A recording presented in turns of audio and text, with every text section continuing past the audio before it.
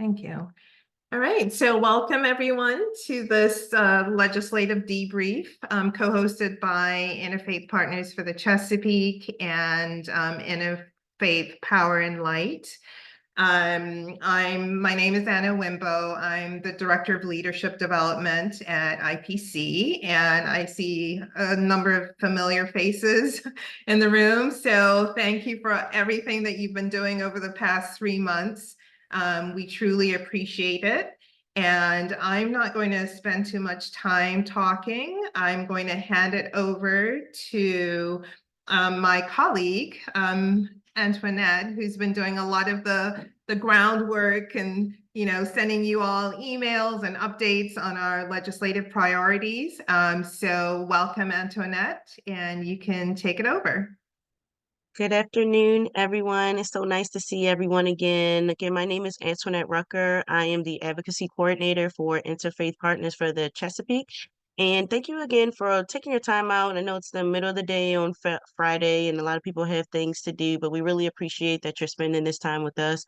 I want to also thank our guest speakers for coming back to share with us their insights and expertise to help us better understand how our priority bills evolve during the session.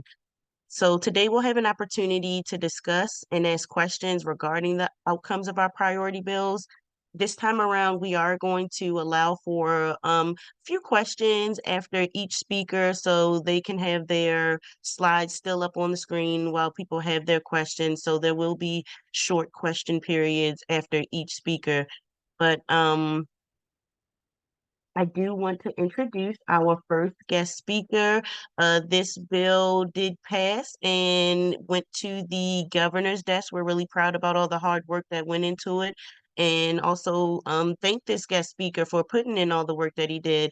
So the first person that we'll be hearing from is from Matt Stegman from the Chesapeake Bay Foundation on the whole Watersheds Protection Act. Yeah, thank you, Antoinette. I have a couple slides here, so let me make sure that I get that up there. Can I get a thumbs up if you can see the slide there? Perfect. All right, thank you, Antoinette. Yeah, so the whole Watershed Act, I think the headline, like Antoinette said, this bill passed, something that we're really excited about.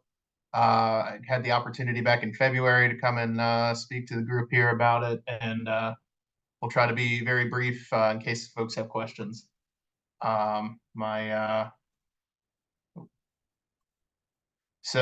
This slide is going to look very familiar if you were here in February. Just a little bit of the context of why this bill is important.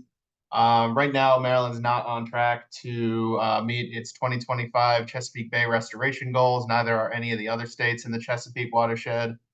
There was a report that came out last year, the Caesar report, basically a look at the last 40 years of Chesapeake Bay restoration, what worked, what didn't, what we should double down on, what we should change.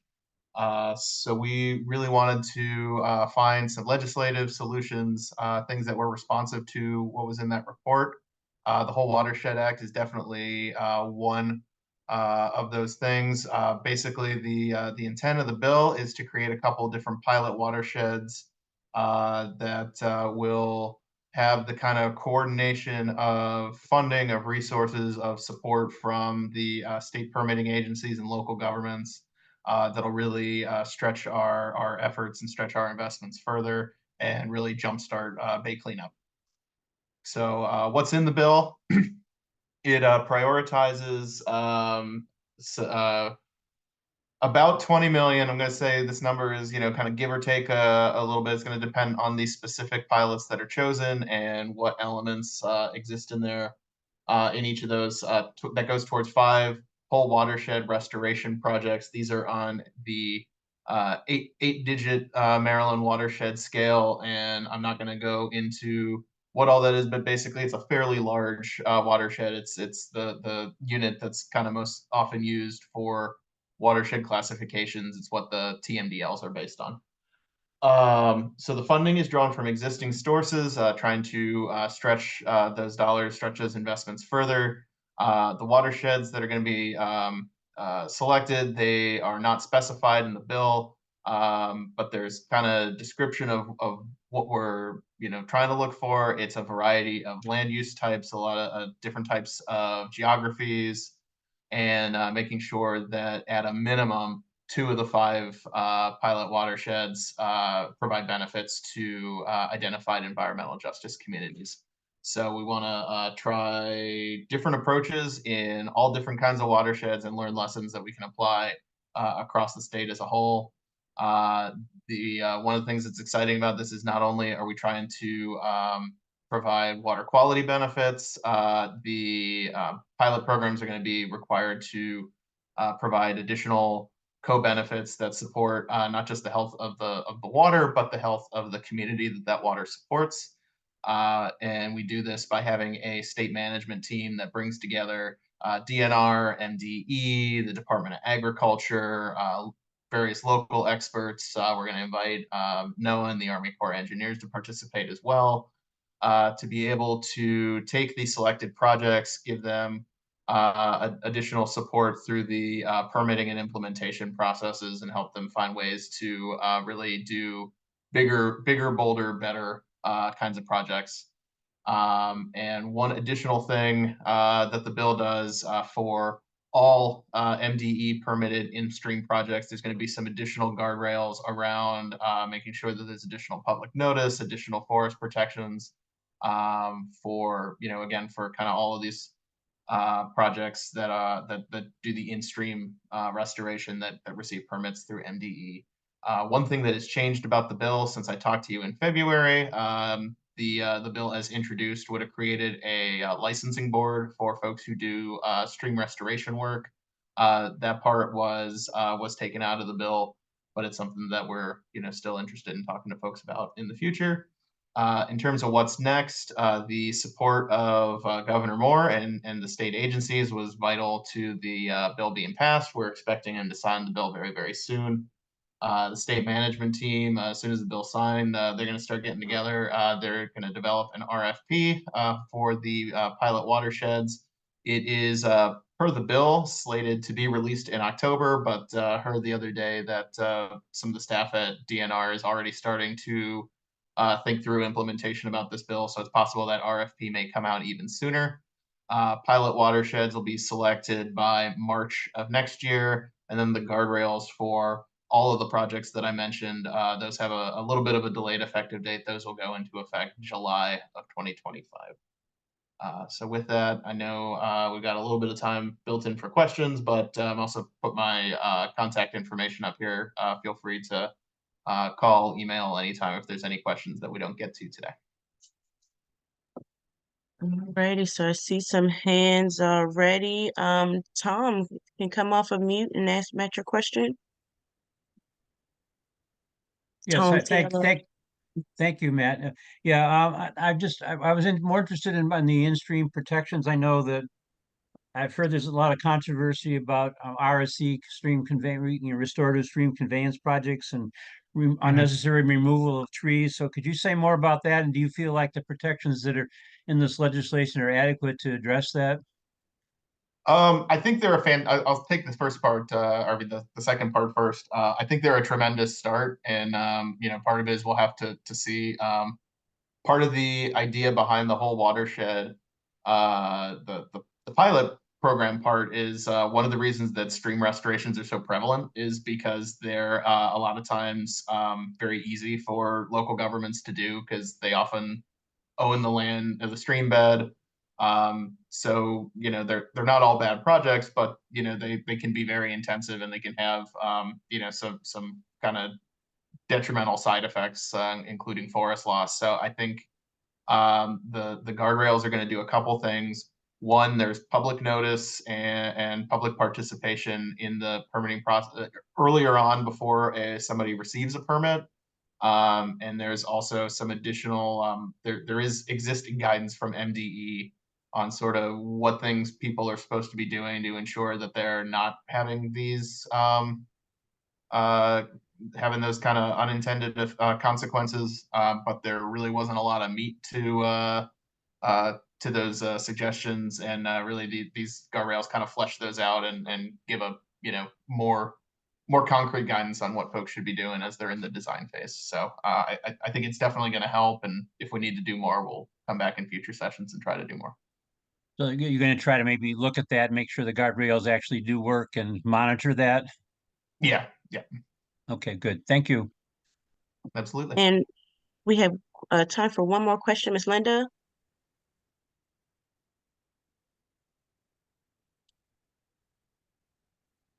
Hi, the question about the watersheds. Mhm. Will they be the entire watershed, for example, the Patapsco watershed, from its origin all the way to the mouth of the bay, or what do you think is So, that not? so the applications are on an 8-digit watershed basis, and the probably easier than me explaining that, especially in the interest of time, I'm going to find the MDE map and I will drop that in the chat so folks can look at it. And a river like the Patapsco, there's usually a couple sub watersheds within those really bigger rivers. But the project may not necessarily touch on every corner of the watershed, but that's kind of the scale that made sense to think about how to stack different projects on top of each other. So I'll drop that map in the chat, and if you have any additional follow-up questions about that, I encourage you to please shoot me an email or give me a call. Thank you so much, Matt. We really appreciate you for coming back and letting us know about all the updates with the whole Watersheds Act bill. And again, Matt's information is also included on our resource sheet. We're going to drop that link to the resource sheet in the chat. So if you have any further questions for him, can send him an email. Thank you so much again, Matt. Yeah, thank you. And next we'll be hearing from IPL's own Andrea. Or Andrea, can you tell me your list? Oh, no, let's go. Yeah. All right, let's go. On the Empower bill, this is another bill that was successful and went to the governor's desk, and we really appreciate everybody who put in hard work to make that happen. Yeah, let me go ahead and share my screen here. Slideshow. All right, and can everybody see that as a slideshow? Yes. Yes. Okay, perfect.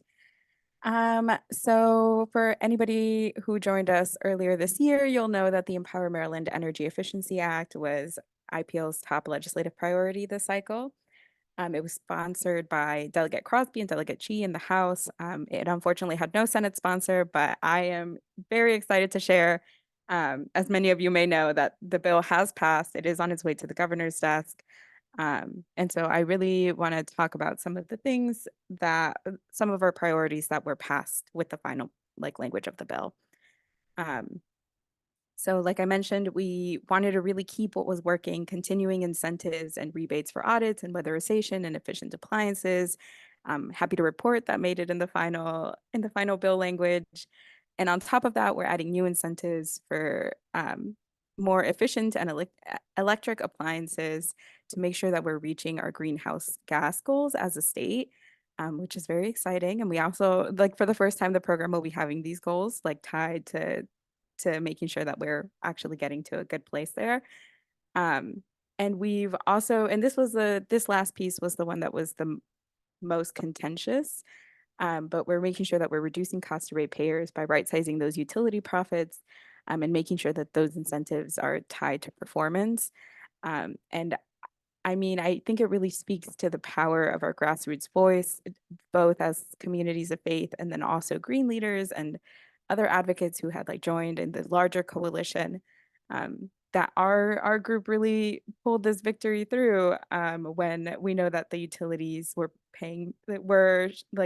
using millions of dollars to lobby against us, to lobby against this bill. They had full-time lobbyists in Annapolis to try to make sure that this didn't pass, but we prevailed, and I'm feeling particularly grateful for this group. So that being said, there are a couple of things that weren't completely included.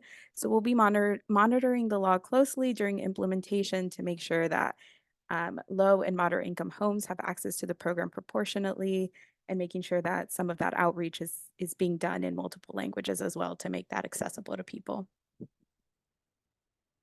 I know that I briefly touched on how grateful I am for this group, but I really want to hone in on that fact. So many of you spoke out for Empower, used your breath to show up in Annapolis for our rallies. There were 18 groups that co-signed IPL's testimony in the House and in the Senate for Empower. And so I am feeling so grateful to be in this with all of you. We've also, yes, and we've reached more than 25 offices through in-person action, through call-in days, and a variety of other, and our action alerts as well. So this couldn't have been done without all of you. One second. Right. And so before ceding the mic and to the next speaker, I also really want to highlight Delegate Charkoudian's HB 397, the Warmth Act, which was also passed. IPL convened the coalition for that specific bill, and it was really a landmark piece of legislation that brought together union advocates, faith advocates, green advocates to create pilot programs of neighborhood geothermal programs. And so we'll be monitoring implementation there too, to make sure that that communities are proportionately represented.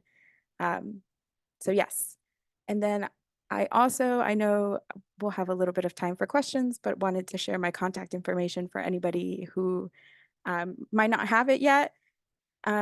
Implementation is still a very big part. It's like the legislative process is important, but also implementation. So I'm hopeful that we can keep in contact and stay in touch. Thank you so much, Andrea. Alrighty, does anybody have any questions for Andrea about the Empower Bill?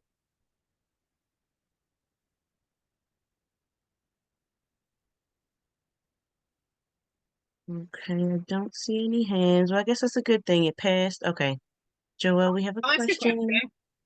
Like, what are some of the things that we'll have access to through the Empower program if we live in Maryland that we couldn't have gotten incentives for in the past? Yeah, I mean, the big one is electric heat pumps, right? So it's like that was one of the things. So before, it's like the program would incentivize you to buy a new gas furnace, but that isn't really doing anything for our climate or our common home. So that one I think is like the big thing. And I also mentioned that, so part of the implementation is like before we saw that like low income families were all paying into the program, but weren't proportionately receiving the same amount of benefits as say a business or somebody who is in a higher tax bracket. And so now we're really making sure that this program is accessible to all ratepayers who are paying into the program, which feels very exciting and very good. So I have a question. I remember a few years ago when BG&E wasn't a monopoly, like, they opened it up for us to be able to buy electricity from other entities. And I remember signing up for one of those, but I don't really remember seeing, my bill go down or seeing like any of the big things. How is that going to be different this time? Yeah, so I might have to get back to you with a more detailed explanation over email. But by incentivizing, my understanding is by incentivizing these more efficient electric appliances, where like a gas furnace or a gas appliance might only be like 90% effective, like the heat pumps are really like at hitting like the 200-300% effective. So you're using less electricity in your home, and so you're seeing that like monthly decline in your bills. That being said, I know that part of the bill was also making sure that we're eliminating that debt that had been accumulated by the utilities through the program. Okay. And so I won't get super in the weeds there. So for a little while, like you might not see a super direct like decrease, but we'll stabilize after a year or two, and then you Okay. will really see like a big decline there. Thank you so much, Andrea. And do you have a question from David Tibbetts? Yes, my question is, I live in Western Maryland, and like this, can you hear me? Yes. Okay, I live in Western Maryland. There's two issues. One, it's like natural gas is an abundant fuel, and for people who are poor, it's going to be hard to sell them on not getting. It's going to be hard to sell them on replacing their gas furnace to start with if it's working functionally and it's cheaper. That's one issue. The other thing is that you've had a lot of the consultants. I'm with Potomac Edison, that's our electric carrier. I've had a lot of consultants contact me, but basically they're all just pushing solar.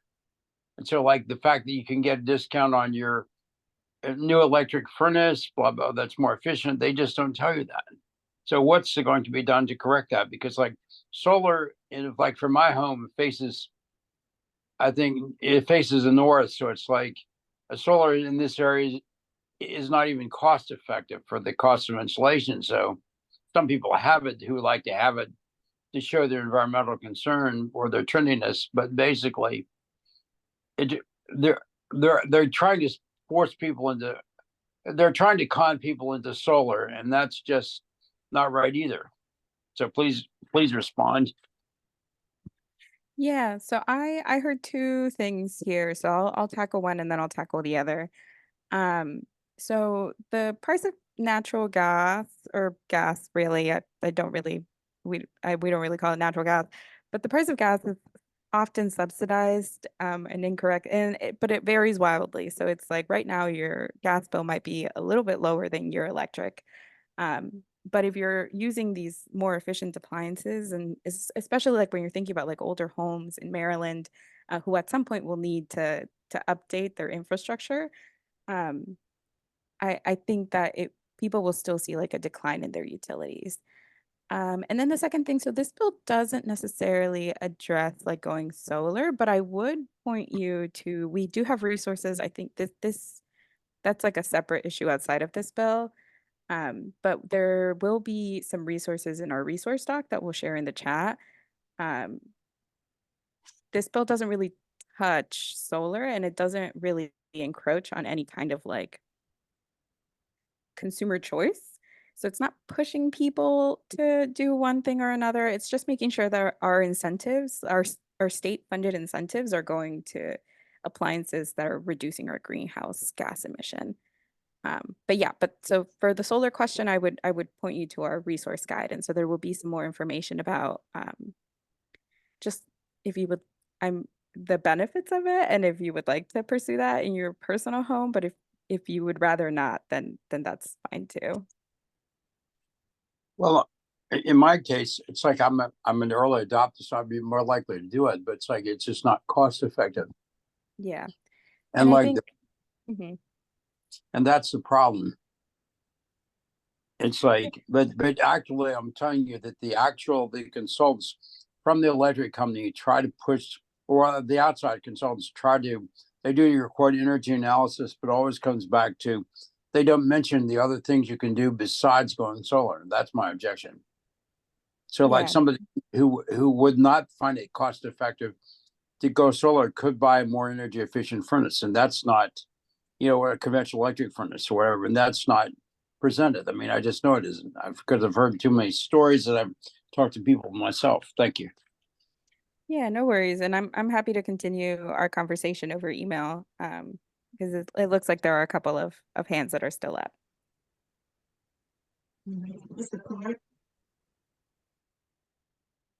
Hi, thank you. Yeah, my question was in regards to the lack of Senate sponsors of the bill. Is that A, unusual, and B, if then did you approach senators to co-sponsor it, and why do you think they didn't do that? Yeah, so it is a little unusual. You usually want to have both a House and a Senate sponsor. And my understanding was that Senator Feldman was supposed to introduce the legislation in the Senate. I think it came down to just time. This year, the office that drafts the bills, like physically, and maybe not by hand, but they like type them up. They were just completely swamped. And so I know that this wasn't the only bill that was left without a co-sponsor in the opposite chamber. And I know that a couple of other bills were also just a little behind in being introduced. So I'm not super worried, especially now that we've passed it, but Right. definitely a little unusual. Yeah. Okay. Thank you so much. Appreciate it. Thank you, Ms. Frida. So the one thing in terms of electricity sources, I didn't know. It seems to me that maybe you said, Andrea, something that this bill didn't address competition, but we get our energy from Green Mountain, which is a combination of solar and wind, even though Delmarva Power is our transmitter. And I was wondering, I had gotten some emails from them about a bill that was trying to stop the ability to choose your own provider. Is that, do you know what happened with that? So, Ms. Frida, we do have another bill that is going to be presented on after the permitting bill that is going to be asking a lot more or explaining a lot more in detail to answer your question. Thank you. So I think that that would be a good one. I'll call on you first for that particular one. Okay, thanks. Thank you. And we do have time for just one more, Miss Liz. Yeah, I'm asking about the low income, how are they going to be able to take more advantage of this? Or I know they're partnering with the Department of Housing, but what are the specifics? Because right now they've paid into it and received less benefits because they don't have the money to purchase and then get subsidies for it. So, and they many times have to remediate their home first before they can take advantage. So I know that they're doing this, but I was just wondering about specifics. And I know you're going to have a more people, multi-language advocates, but what are the specifics to help them? Yeah, so the bill didn't address the bill language didn't quite address either of those two pieces. They were in last session's language, but it didn't make it onto this one. So that's why I think it'll really come down to implementation. We'll have to make sure that even though that wasn't a legislative mandate to both make sure that things were proportional and that there was outreach in different languages, we'll have to make sure that it is being applied when the bill is being implemented. So I don't have specific answers for you quite yet. I think we'll have to iron out some of those details. Okay, yeah, because I've been Jose, it looks like you have your hand up. Do you have an answer to that?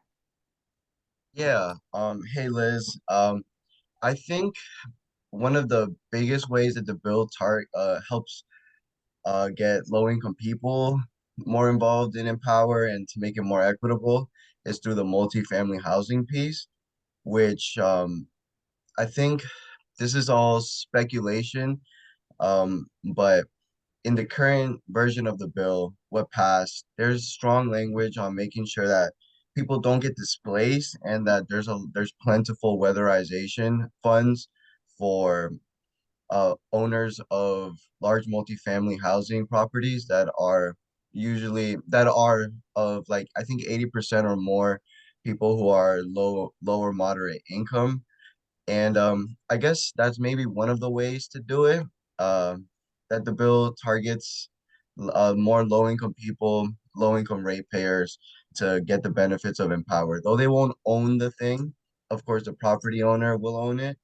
At least they'll still be able to take advantage of lower utility costs and healthier homes. okay. I just was in my own mind didn't have the specifics of how this would be, other than more coordination with the Department of Housing, right? Yeah, I'm trying to think. Yeah, so I think it's like on page 10 or 11 of the final version. There's an explanation of how DHCD will adopt regulations that promote low-income weatherization in big low-income multifamily properties, and how they also will implement protection so people don't get priced out. Okay, But thanks. it wasn't as strong as last year, and that is the truth. Okay, Thank great. you for that. Ms. Joyce, I do see that you have your hand up. I would like to connect you with Andrea so you can definitely get your question answered, but I want to make sure we try to stick to time since we only have an hour.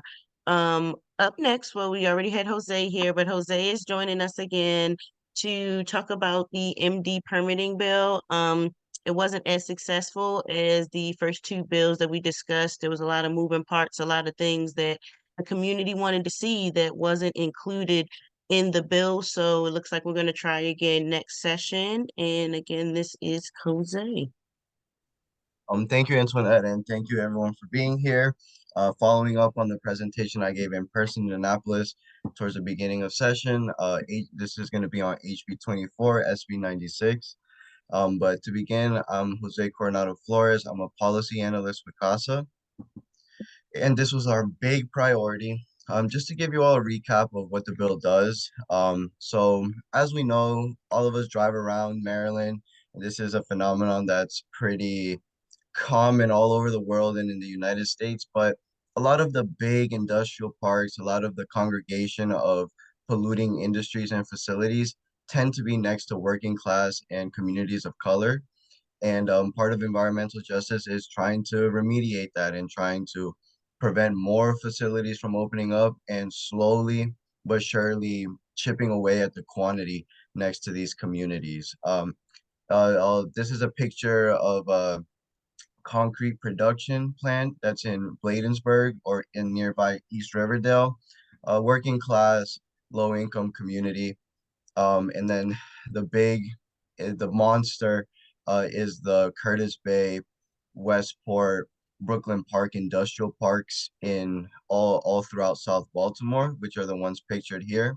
So the bill aims to implement environmental justice in the pollution environmental permitting process. And in total, if a community has an EJ score of 75% or higher, then it would be harder for facilities to renew certain permits and also for new facilities or businesses to request a certain set of permits, which I'll outline too. I'm not going to go too much in detail. I know time is limited, but quickly, this is what the environmental justice score is. It just compiles 4 different elements, each one weighed at 25%. And then that percent is, I guess, contextualized with the whole state because what's considered a high EJ score, a high burden in Maryland, might be less generally than other states and other census tracts in the United States. So here's just what happened with the bill. So the technical name, the advocates call it the MDE permitting bill, permitting authority bill. But the real name was the Impact of Environmental Permits and State Agency Actions, sponsored by Delegate Boyce, who is also the Vice Chair of Environment and Transportation. And it's tough, but this bill kept getting jointly assigned. It was jointly assigned last year and the year before. And even though the labor component was removed this year, it was still jointly assigned to ENT and Economic Matters. But with the power of advocates, as well as having a vice chair as our sponsor, it was able to pass both the Environment and Transportation and Economic Matters Committee. And for all of you who are engaged, you know how hard it is to pass stuff out of Economic Matters. So that was a really big success. In the Senate, it was SB 96, sponsored by Senator Michael Jackson. And sadly, the Senate version didn't move. It did have its hearing. And then the House version didn't move once it crossed over because it did make it past crossover. And that's what I'd like to celebrate, that last year we couldn't get the bill out of Economic Matters, but this year we did. I'll explain a little bit more about why I think, as well as what other people think made the bill not move in the Senate shortly. But some other points of celebration is that a lot of people tagged on to this bill in the Environment and Transportation Committee. Delegate Addison, Allen, Foley, Healy, Lehman, Jeffrey Long, Love, and Delegate Stein all asked to be co-sponsors after the bill passed their committee, which is awesome. A lot of these individuals are environmental justice advocates in what they legislate and how they vote, but as well as some of them also represent overburdened areas. The bill was amended to, not amended, but rather reconfigured to have a zero fiscal note, which made it really attractive and increased the odds of it passing. So just a quick summary. This is what the bill originally did. These are the permits it covered. So permits for industrial sludge, sewage sludge, discharges, hazardous waste, material and substance storage facilities, and very important, the permits to discharge pollutants to water, permits to install and operate landfills, and finally the air quality permits to construct. So these are all the permits that were covered. Um, and I bolded all of the ones that I think are important.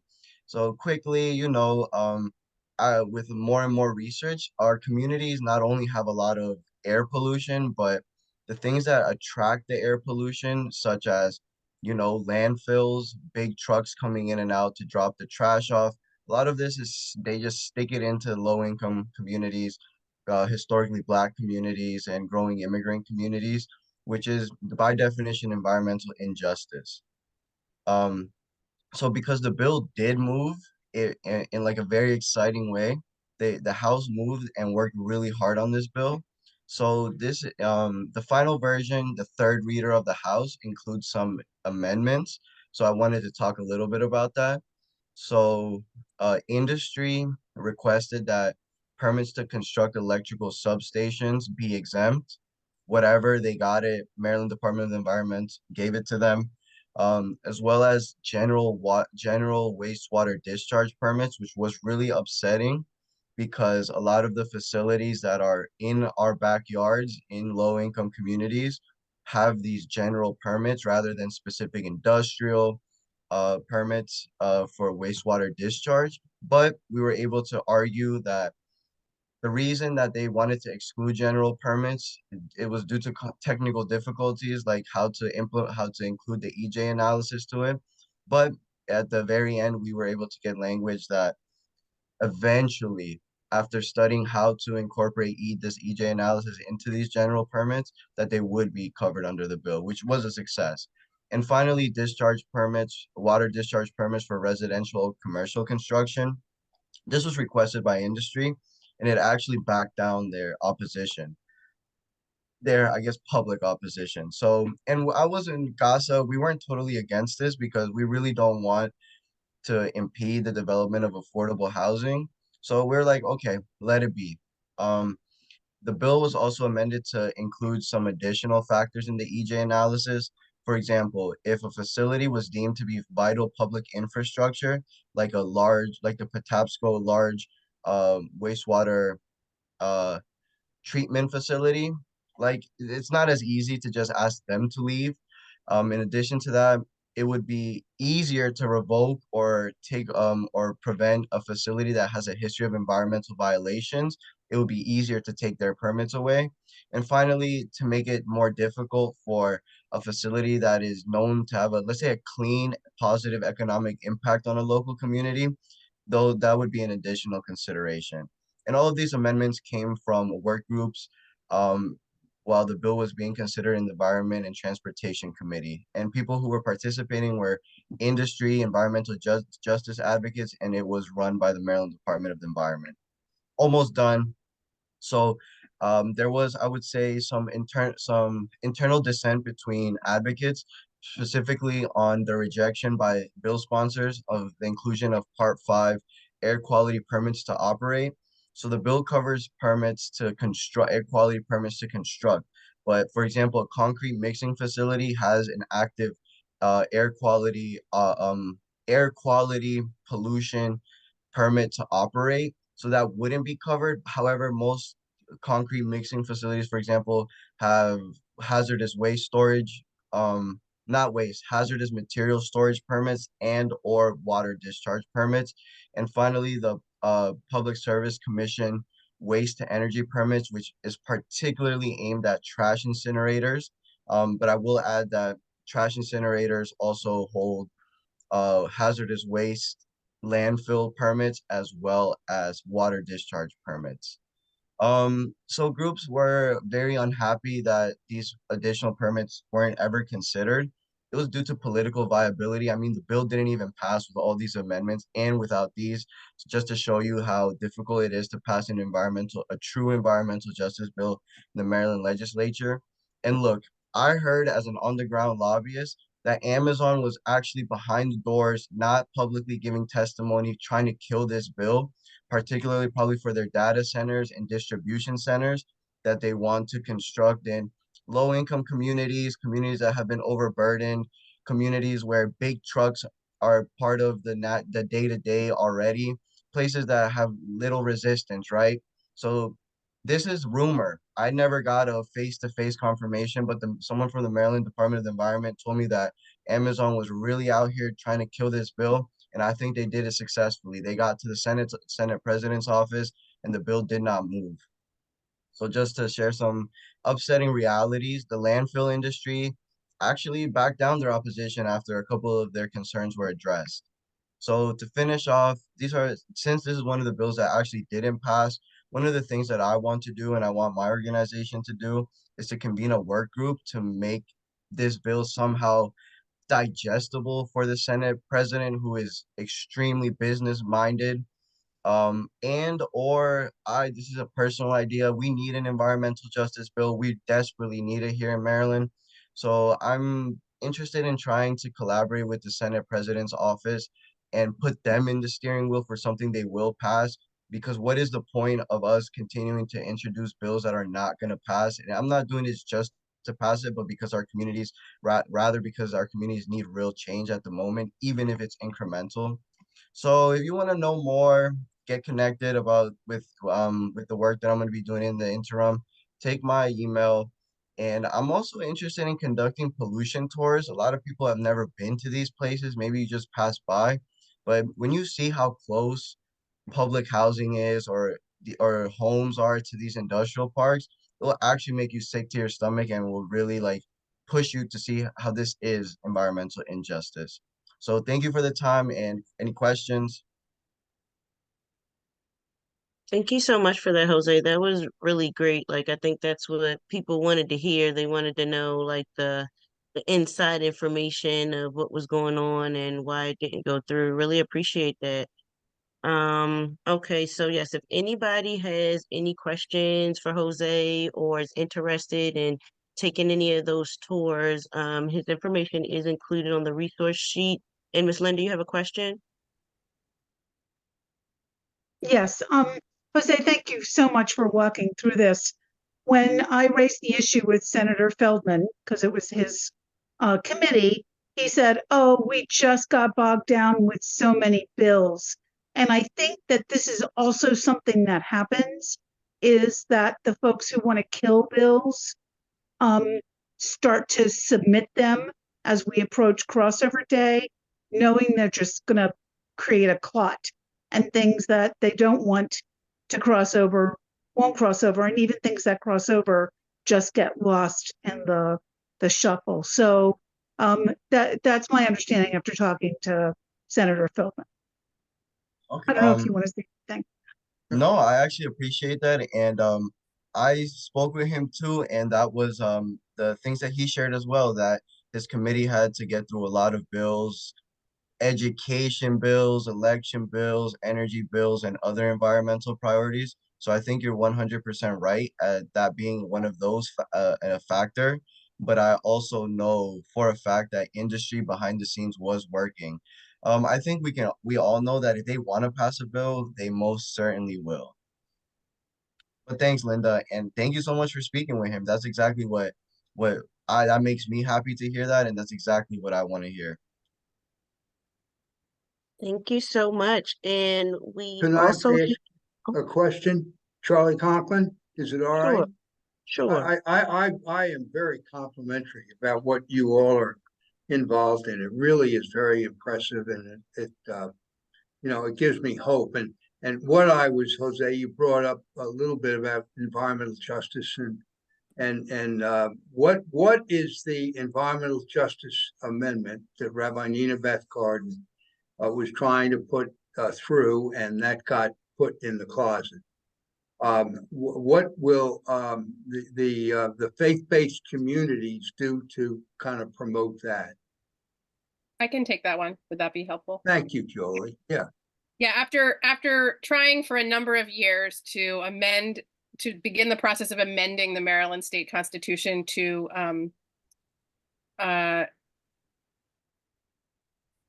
Into the amendment. to grant Marylanders the constitutional right to a healthy environment. That the groups that had been supporting that took a break this year. It had not been successful, and sort of are regrouping. I think there are many groups that would be interested in trying again, but Rabbi Nina's own capacity to lead the effort, she said she wasn't going to be able to do it this session, and that there was a decision made to take a year off. So I think there is interest in and trying again, and I'm part of a Google group, and you probably are too, Charlie, of folks who are continuing to be in touch about it. So Good. Not impossible it could come back, but for now it's been on hold. The more you know, and more involvement I get in Baltimore City, the more you understand that if you're a minority group, you're not living in clean air and clean water. And that's what upsets me more than anything. But thank you, Jolie, very much. Sure. Thank you so much, Mr. Charlie. And so we do have one more speaker, Miss Paula Carmody, and she will be speaking about Bill SB1. I'm sorry. I want to provide a little bit of an intro to explain, because this is one we tacked on since the legislative kickoff, but I'm so glad we did, because there have been several questions already that anticipate questions about this bill. So I wanted to shout out this bill in particular because it has been a labor of love over many years for our friend Laurel Peltier, one of the Green leaders at Episcopal Church of the Redeemer in Baltimore. She's been working for many years to try and hold energy suppliers accountable for taking advantage of our communities and giving a lot of folks a bad feeling about energy contracts in general, which affects all of us because people are also skeptical about clean energy contracts because of the bad feeling and bad experiences they've had with like sketchy energy brokers.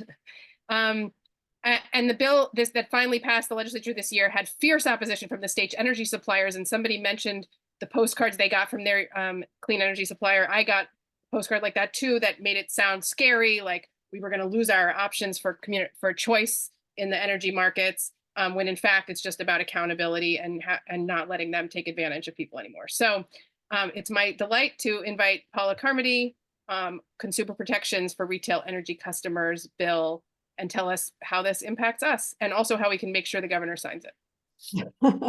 Yeah, that's really very important. Thank you. I was tagged in by Laurel to substitute for her because she had a conflict. She's traveling to Nashville probably right now. For those that I am speaking on behalf of the Maryland Energy Advocates Coalition. Some of you participate in that, but it is an open ad hoc coalition for anybody that would like to join in on our monthly phone calls. Laurel is the executive director. It's a really ad hoc grassroots kind of organization. A different number of climate groups participate in the phone calls, which is very helpful. Senate Bill 1 was sponsored by Senator Augustine, who did tremendous work to ensure that this bill got passed. There was a cross-file House Bill 267, Brian Crosby, who was extremely helpful in putting this together. But it was Senate Bill 1 that moved through both the House and the Senate. It passed, it was enrolled, and I urge you to, seriously to take a look at this bill and urge the governor to sign it, or at least not veto it. There has been a lot of silence. Nobody is quite sure what he's going to do. It is a strong consumer protection bill. For those who don't know me, I've worked as an attorney at the Office of People's Counsel for 15 years, and I was the head of the agency as People's Counsel for another 14, and worked at the AG's office. I've worked in the energy field. I have dealt with retail energy supply for 20 plus years, and it has been problematic for almost all of that time with regard to residential customers.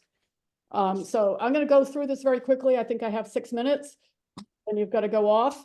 So what I can do next week is just to put together a one-sheet broadside. I really didn't have any time to put anything together when I got tapped in.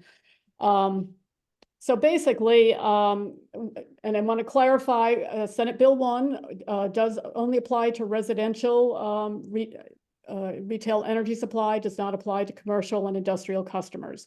It applies to energy, to electricity and gas suppliers. Gas was amended because they're a big part of the market. One of the amendments that was added was to contain a separate price clause for green power contracts, because there are certain restrictions on pricing for standard non-green power supply contracts. So basically the elements are, there are a lot of consumer protection guardrails. It will limit the price for non-green power contracts. There is a formula that's going to be used, but basically, very simply, it's so that those prices will not exceed the utility standard offer price or the utility natural gas commodity price. If you're offering competitive prices, why are the prices consistently so much higher than the utility competitive prices? The term has to be 12 months. There have been problems with all of these contracts with variable rates. And so the variable rates no longer will be allowed for those contracts, except for a seasonal twice-a-year variation. Automatic renewals of these contracts on a month-to-month basis has been a constant problem. Since the terms have to be 12 months, they can only be renewed with that kind of 12-month, with a 90-day and then a 30-day notice to individuals for another 12-month contract. Purchase of receivables, I'm not going to get into that complex issue, but it is something that has been a bone of contention for many years. Basically, suppliers have been allowed to sell their accounts receivable to the utilities. They get paid, they've been getting paid close to 100 cents on the dollar. It becomes utility debt, and utility customers are responsible for it. That is now prohibited. Safeguards, there's been a lot of scamming in this industry. ID numbers have been stolen. People have been slammed and transferred to suppliers. There is a provision that will allow people to contact the utility to get a new, what they call choice ID, if that happens. And there's also a provision for something called a no transfer list, that given the amount of slamming and deceptive practices, you can contact the utility and basically say, put me on the no transfer list. If you get any kind of electronic transfer from a supplier, don't allow it to go through. So that will be very helpful. There are enhanced licensing provisions. The actual salespersons, not just the supplier as a company, will have to be licensed. This was put in because of the extensive door-to-door marketing and telephone solicitation by a lot of these companies, and very specifically in low-income communities with people of color, seniors, apartment buildings, and so forth. So they will need to get individual licenses also. One of the big amendments, and this probably is of interest to you folks, they extracted green power contracts out of the general pricing restriction. And there is a formula. It requires commission pre-approval and reporting requirements. It's a complicated setup. It goes on for pages. I'm not going to go into it right now because we're going to have to figure out how it works. But this was to kind of address concerns that were being raised in some quarters, that these other restrictions would mean that people would pull all renewable energy contracts.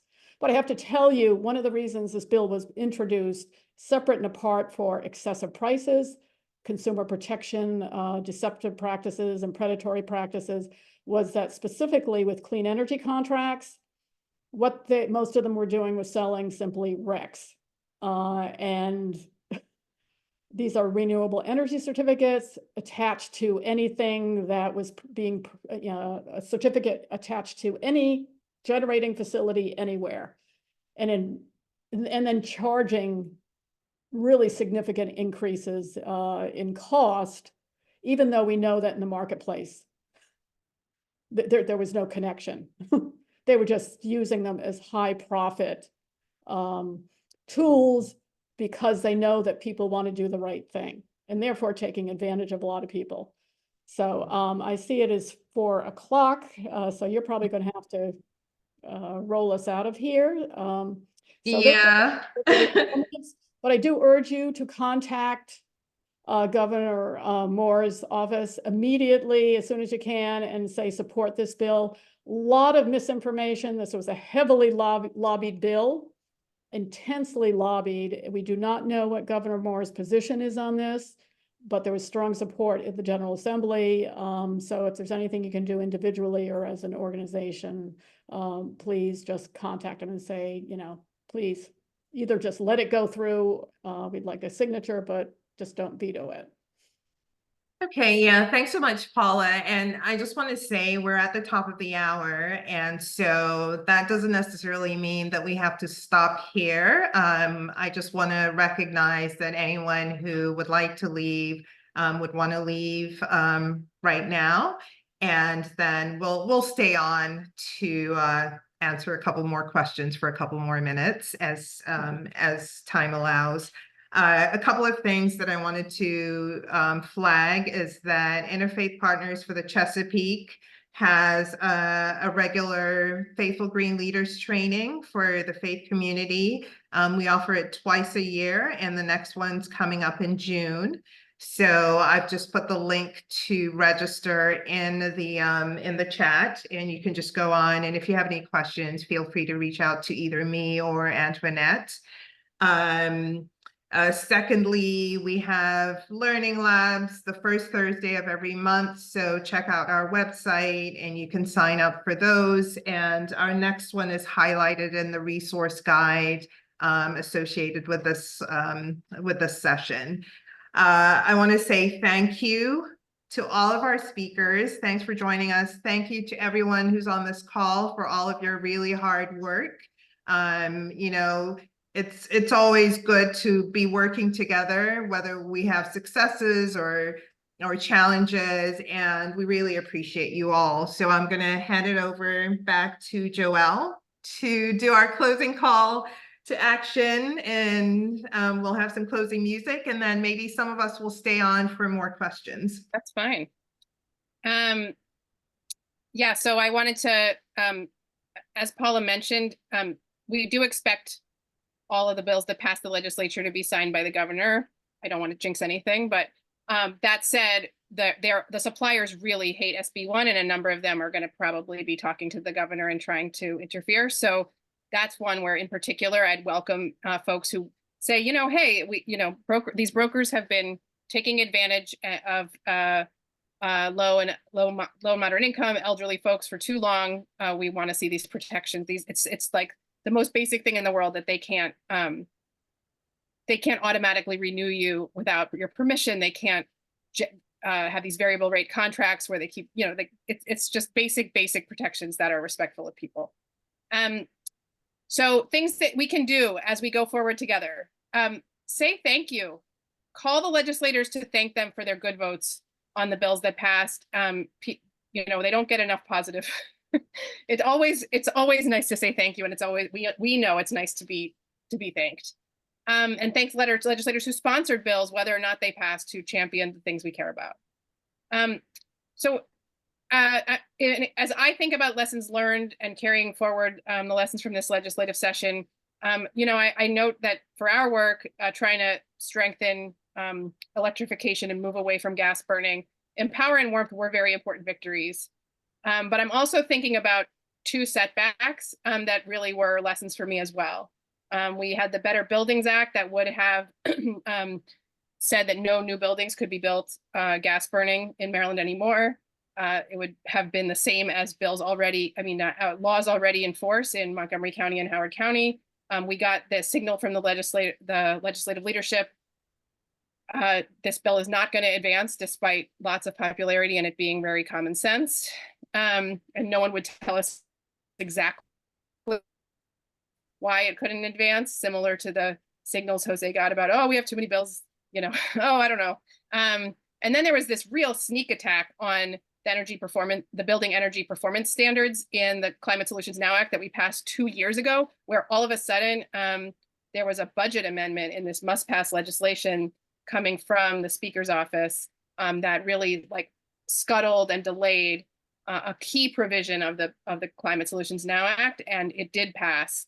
And we're figuring out how much it messes up the Climate Solutions Now Act's ability to reduce climate pollution from buildings. And we believe, but we don't know for sure, that it's the building industry behind that thing. So when I think about those two setbacks alongside our victories, I think we are winning the argument. We are winning the argument because a lot of these industry opponents are no longer actually testifying against the bills or being forthright in their opposition. Instead, they're using behind the scenes and secretive ways of trying to prevent these bills from being passed or implemented. That said, there are still some powerful interests out there that don't want to see us shift away from buying the fuel they're selling us, or letting them build exactly how they want to. So what can we do? I think we need to continue to build a movement and to continue to shift the culture away from, it's obvious that burning fuel indoors is not healthy for us to live around when you think about it. That's why we dressed up as the Flintstones. Some of you saw us dressed some of that picture in that slideshow. Some of us dressed as the Flintstones to kind of underscore, like, this is old school to be burning fuel indoors. But we need to continue to change that culture, and we can do that at every level. We don't just have to do it in policy. We can do it in our homes. We can do it in our sanctuaries. We can do it everywhere we are, is shifting the culture and shifting our culture away from gas burning. So one thing you can do is use the words methane gas or gas burning. It's not natural, and words matter. We don't have to do propaganda for the gas industry by calling it natural. Let's call it gas, or talk about gas burning appliances to remind everyone that there's actually combustion going on in your house. Invite your congregation to personally engage with the harms of gas burning by testing for methane leaks outdoors or nitrogen oxide pollution in your gas burning kitchens. And we have some links in the resources around that. And begin the actual work of shifting off of gas burning and onto clean energy at home and in your congregation. And we have some resources about for homeowners who want to go put up solar panels at home. There are open purchasing groups in most of the regions we serve right now, for those who are renters. Somebody mentioned renters in the chat. Folks who pay an energy bill but do not own their home. You can subscribe to community solar, which is another way of supporting that shift away to clean energy. We have lots of resources on our website about helping your congregation shift to solar energy and other energy upgrades and electrification. And I want to end with more music from my colleague Joshua Long. We opened with his song Hope in Us, which was the same song we used at the kickoff. Yes. Joel, just a sec. So Liz and David, do you have a question for Paula? Just because we were able to stay on, just wanted to see if their question was anybody else. Music after we wrap, for real? Yeah. Okay, sure. Liz? Yeah, first of all, Howard County did not pass electrification per se. We got a study done. So the work is going to be this year, and it's going to be a lot of work because the Better Buildings Act didn't pass. So, and then this is for Paula. All those flyers that the retail energy people were sending out, basically the lies. Is there a way to do complaints or something? I had said put in the chat to file with OPC, but since you are OPC, I just didn't know. No, I'm retired. Well, but you're an expert. Council, I'm just a volunteer. But you're an expert. So what would be your recommendations for people who got all those things that scared them? Is there any Okay, pushback? Yeah, I don't know what flyers specifically you're referring to. It sounds like these are flyers or postcards, letters that folks who are customers of energy suppliers maybe got in the mail. So I'm not one, so I did not get them. All I do is get their mail trying to get me to sign up. That's lobbying. And, Okay, you know, so I they mean, can- yeah, so certainly, yeah, the Public Service Commission, and OPC, I mean, you might want to share the information just so that they have it to see, you know, what these folks are doing. The Public Service Commission does license these companies, and a lot of the licensing has been tightened up, but it's more kind of an FYI. The Public Service Commission and the Office of Attorney General have oversight over deceptive practices by the individual suppliers in the marketplace. So this includes anything that is, you know, in writing and sent to you, the deceptive statements, phone solicitation when they make deceptive statements, door-to-door solicitation when they make deceptive statements. And these can be things like, I'm from the utility, I'm here to, I just need to see your bill. You're going to get an automatic discount that never shows up. They don't bother to tell you that it's a month-to-month contract. Also, I just want to make clear, door-to-door marketing includes all of those tables that you see at Costco, Walmart, Sam's Club, you know, people sitting at tables. That is door-to-door marketing. Both the Attorney General's office and the Public Service Commission oversee those deceptive practices. They are horrendous. And I have to tell you, there are two things about that this bill addresses. It's not just low income or certain communities that get affected by the high prices. The Wall Street, of all things, the Wall Street Journal did a study of 10-year pricing in Maryland and a number of other states that allow retail competition. Residential customers as a whole overpaid in the billions of dollars over that time period. A 3-year study of BG&E's customers who signed up with suppliers, hundreds of millions of dollars of overpayments. These are all residential customers. This is not just a problem of certain neighborhoods or this and that. It's all our customers. And that's why this bill goes after them in general in terms of how they handle things. But unfortunately, more specifically, low-income neighborhoods, moderate-income neighborhoods, seniors, apartment buildings, and everything have been targeted. And there is documentation here in Maryland and the state of Massachusetts and elsewhere, the BG&E study. Low-income households have been hurt even more, far more than other residential customers. So, I mean, it just takes a bad problem and makes it worse. The bill does not repeal retail suppliers, so you will be allowed to go ahead and sign up with a supplier. I think that is something, there was a scare tactic from those folks. I mean, if you're talking about, is that the lie that they were saying? I mean, that's lobbyist talk. I'm sorry, I've dealt with lobbyists on energy bills for 20 years, and they will spin things every which way. That's just what they do. But they are allowed to practice, but there are going to be restrictions on the prices in general.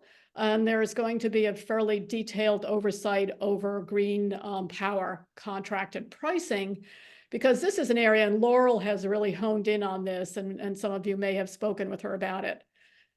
So a number of suppliers have taken advantage of people's concerns about the climate and said, oh, this is a great contract, this will really help things. And all they're doing is selling what they call renewable energy certificates. RECs is the acronym. They buy them on the cheap and they sell them at a really high price. And all it is a moneymaker for the company. It's not tied into anything that is specific to Maryland. So part of the bill is trying to kind of, okay, if you're going to be a green, green power contract supplier, let's get really specific as to what green power actually means. When they use terms like clean, renewable, eco-friendly, and these are all kind of terms, they're meaningless unless they're very grounded, you know, in very specific to Maryland, because that's what people are concerned about. Thank So you. bottom line, you know, there's not much you can do about their lobbying stuff, but this bill is designed to address all their false and deceptive statements in marketing to consumers for the contracts that they offer. Thank you for that, Paula. We have one more question from David. Hello, my question for Paul is has to do with the scope, in that, you know, you've been talking a lot about the energy contracts, whether it's natural gas or Fire. electricity, and about green power and that type of stuff. So my question is, does this also apply to aggregations of like load reductions or for DERs? So, you know, for example, the Drive Act that also passed this session, you know, is setting up virtual power plants, as they're called.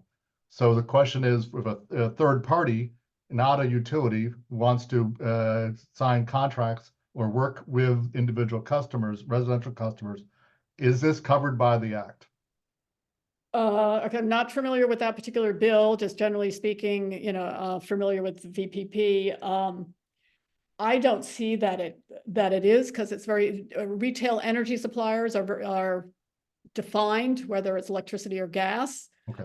You know, in terms of supply contracts, that they're supplying a gas as a commodity or electricity as a commodity to a residential customer. There is a specific exemption in there for CCA, the Community Choice Aggregation in Montgomery County. So that is excluded from application. That Montgomery County was very concerned about that. And also time of use, basically time of use. If you're looking at setting on-peak, off-peak pricing, that is not considered to be a kind of a variation. You can have a contract for 12 months and have it day by day. You've got this on-peak, off-peak pricing, and that, you know, that is permissible. Okay, thank you. It's very specific to the supply contracts. But also just let you know that in the Drive Act, there was time of use is being, you know, adopted, but as an opt-in, you know, approach, and within that act. So there may be some, you know, as you know, third parties may want to offer different time of use than the contract that which they would be permitted to do, because time of use is specifically exempted out from the prohibitions. Thank you for that information. Sure. So with your blessing, I'm going to wrap us up with some music. I want to thank everyone who joined us today, and thank, as Andrea and others said, you know, it was so heartening to have all of you raising your voices. We really do make a distinctive and important contribution by, you know, really sharing our moral framework for the work we do. And I want to share. So our colleague at IPL, Joshua Long, has recently launched an album of original music for faith and climate work called We Are Earth. And I'm going to share we shared a song from that album when we opened, and we're going to share a different one as we close. It's a little more upbeat, called, or up-tempo, I should say, called Liberation. And the Jewish community is entering the holiday of Passover, where we talk about what liberation would look like and what it means. And I love this song because Josh asks all of us, what would it look like? What would this be? What is the world we're building together? And I think it's really important, as we have these incremental fights and negotiations and compromises around the world as it is, to keep our eye on the ball for what would the world we're building together look like. And with that, I'll wrap up and wish you all a good weekend. And we'll play the music, and then we'll close the Zoom.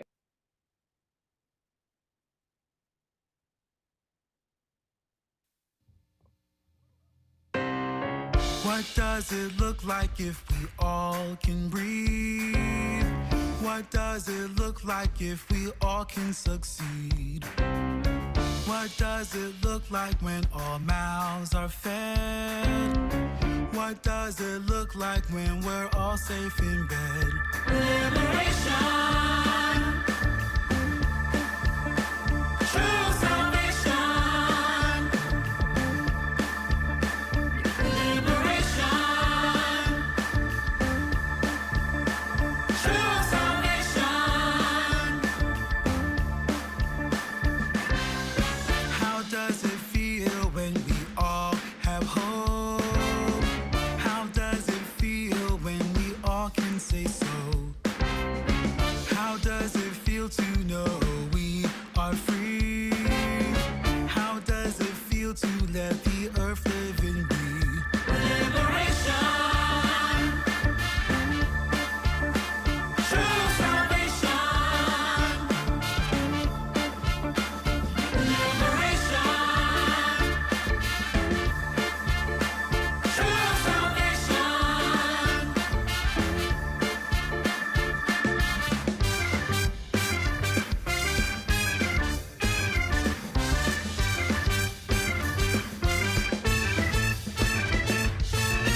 When will we stand up for each other's rights?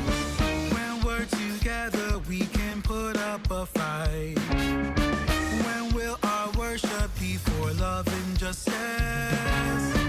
When can we celebrate all God's children? Liberation,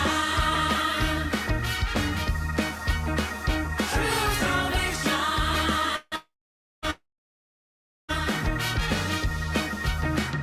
Liberation,